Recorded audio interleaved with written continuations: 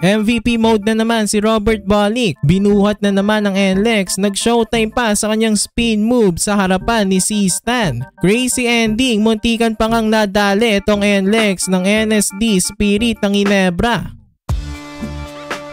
Barangay Ginebra versus NLEX Road Warriors. Wala nang bearing ang game na ito para sa Gene Kings dahil kahit manalo o matalo, mananatili na silang number 2 sa standings at meron pang twice to beat advantage sa quarterfinals. Sa start ng first quarter, naka back-to-back basket agad ang Gene Kings. First possession, inalyo pa ni Ralph Koo si Scottie Thompson. Sinundan pa yan ng mid-range jumper ni C-Stan. First attempt naman ni Ralph Koo sa 3, pasok agad ang kanyang off-the-glass 3-pointer. Maagang napatimeout ang NLEX dahil lamang na ang Ginebra ng 6 points, 11-5.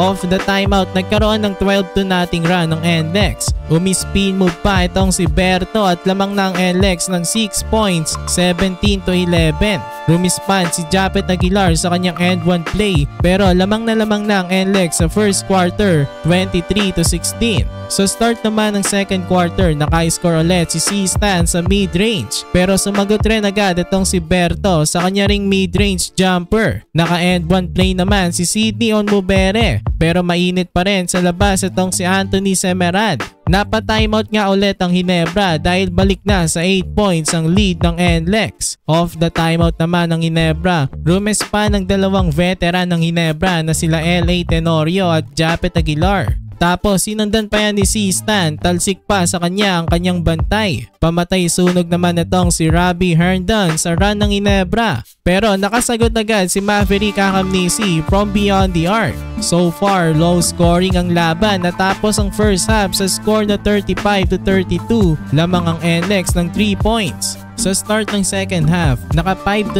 start ang NLEX pero patuloy pa rin ang pangangalabaw nito ni C-Stan. Tapos Japet Aguilar easy basket kaya lang kontrolado na ng NLEX ang game. Robert Bolick another jumper. Abante na ang NLEX ng 11 points, 57-46. Buhat na buhat pa rin naman ni C-Stan ng Ginebra. Dahil nga sa kanya naibaba ulit ng Ginebra sa single digit ang lead ng NLEX. 59-54 ang score at the end of the third.